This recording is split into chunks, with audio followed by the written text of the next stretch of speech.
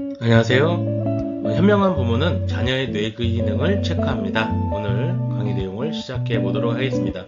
저는 파나트 김제 부안 완주 센터장이고요. 뉴로 하모니를 가지고 상담을 하는 상담사입니다.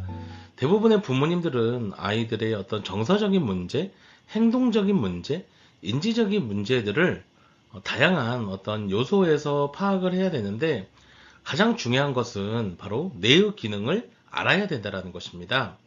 우리 아이들의 마음을 누가 시키는 거죠? 바로 뇌가 시키는 겁니다.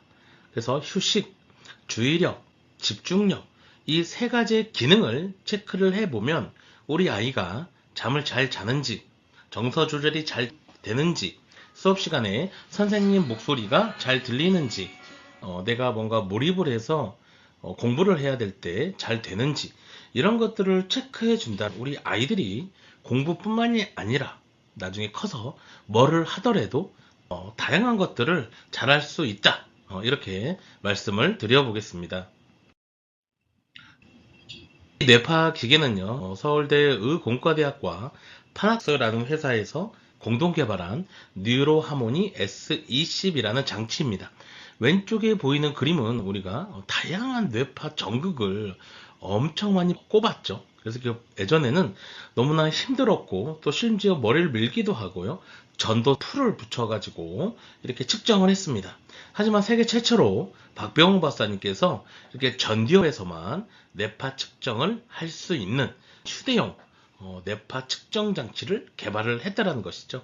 그래서 FDA 등록이 되어 있고요, 또 의료기까지 판매가 되는 이런 회사가 바로 파나토스입니다. 그만큼 신뢰도와 타당도가 검증이 된 뇌파 기기라고 우리가 보시면 되겠습니다.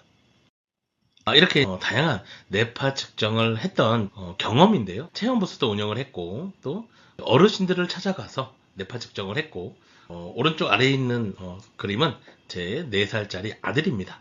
아들도 이렇게 뇌파 측정을 통해서 뇌파 훈련을 하면 주의력과 집중력이 발달하고, 결과적으로 뇌의 신경망이 발달하게 된다는 것입니다.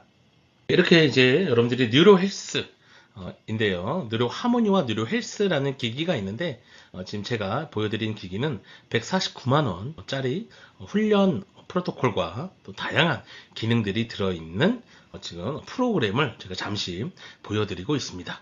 그래서 트레이닝 프로토콜을 찍으면 휴식, 주의력, 집중력을 알 수 있게 됐고요, 또 브레인 헬스라는 이 훈련 모드에 들어가면 총 12개 정도의 훈련 프로그램이 있습니다.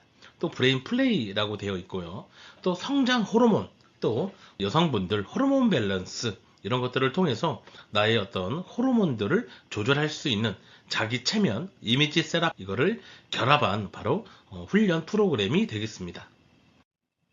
이렇게 이제 사람에 따라서 뇌파의 종류가 똑같다라는 것입니다. 그래서 깊은 수면 상태, 비렘 수면이라고 하죠. 그때는 델타파가 나와야 되고요, 또 수면 상태, 세타파입니다. 그래서 우리의 적은 바로 이 세타파라는 것이죠. 그래서 주의력 결핍 과잉행동 장애 또는 학습 장애, 이런 아이들의 뇌파를 찍어 보면 눈을 뜨고 이제 공부를 해야 될 시기인데, 각성과 활성 상태에 되어 있어야 되는데 뇌가 느리다라는 것이죠. 멍하고 수면 상태인 것입니다. 그래서 우리가 이 뉴로 훈련을 통해서 이 세타파를 없애줘야 된다는 것이죠. 왜? 현재 잠자고 있는 게 아니기 때문이죠. 그래서 휴식 상태에 나오는 알파파, 각성 상태, 고양이가 어떤 생선을 보고 어떻게 잡아먹을까, 이때 나오는 게 바로 센서 모터 리듬, SMR파고요. 로우 베타파, 저베타파는 뭔가 내가 집중하고 있을 때 나오는 뇌파입니다. 그리고 고베타파는 스트레스 상태이죠. 현대인들 스트레스가 너무 많습니다. 교감 상태, 교감신경이 지나치게 활성화되어 있죠. 그래서 우리의 적은 바로 이 세타파와 고베타파입니다. 이거를 안 나오게 만들어주는 것이 바로 뉴로 피드백 훈련이 되겠고요. 그러면 어떤 게 가장 좋은 뇌파냐? 잠잘 때는 잠자는 뇌파가 나와야 되죠. 그죠? 그런데 불면증이 있거나 어떤 깊은 잠에 들어가지 못하는 사람들은 잠을 자야 되는데 그때 뇌가 각성 상태나 활성 상태가 된다는 것이죠. 이게 바로 불면증입니다. 그래서 내가 잠자야 될 때는 잠자는 뇌파가 나와야 되고요, 공부할 때는 당연히 주의력과 집중력의 뇌파가 나와야 되겠죠. 이런 것들을 훈련시켜주는 훈련이 바로 뉴로 피드백 훈련이다. 오른쪽에 이제 나이에 따른 주파수인데요. 15세에서 50세의 성인은 1초에 평균적으로 한 10번 정도 뇌가 뛰어야 정상이다라는 것이죠. 그런데 스마트 기기의 과도한 사용과 수면의 질이 좀 떨어지고 독서를 하지 않고 이렇게 되면 뇌의 기능이 이렇게 느려집니다. 그래서 우리가 공부를 열심히 해야 되는 우리 청소년들의 뇌의 기능을 찍어보면 10Hz가 나와야 되는데 그렇게 나오지 않는 경우 바로 뇌파 훈련을 해야 되겠죠. 자, 그래서 이제 휴식, 주의력, 집중력을 우리가 알아볼 수 있다고 했는데요. 휴식은 수면의 문제, 스마트폰 사용의 문제, 이런 것들을 명상과 이완 훈련을 통해서 우리가 알파파를 만들어줘야 되고요. 주의력은 대인관계의 문제와 관련이 있습니다. 그리고 또 사회성, 친구들과의 관계가 잘 돼야 되는데 주의력이 SM알파가 나오지 않으면 대인관계에서 스트레스를 많이 받게 되고요. 또 발표력, 이런 것들하고도 관련이 있습니다. 그리고 또 나사, 우주, 항공과 실험을 한 연구 논문이 있는데요. SM알파가 나오지 않을 때 몸의 면역성이 떨어지더라. 그리고 또 이제 이런 것들은 좋아하고 재미있는 것들을 좀 하게 만들어주면 주의력이 올라가겠고요. 집중력은 몰입의 문제입니다. 독서, 운동 이런 것들과 함께 병행을 한다라면 집중력이 좋아지겠습니다. 가장 중요한 것은 바로 뇌파를 측정하고 뇌파를 훈련해야 된다는 것이죠.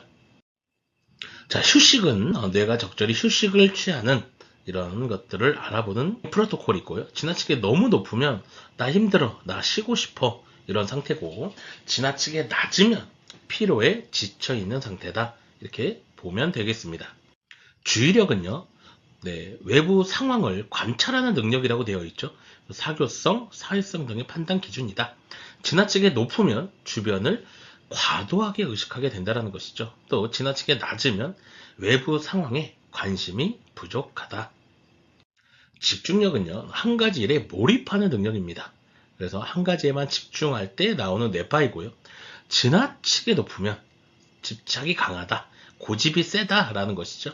지나치게 낮으면 성취 정도가 떨어지고 쉽게 포기하고 이런 것들을 나타내는 바로 뇌파가 집중력입니다.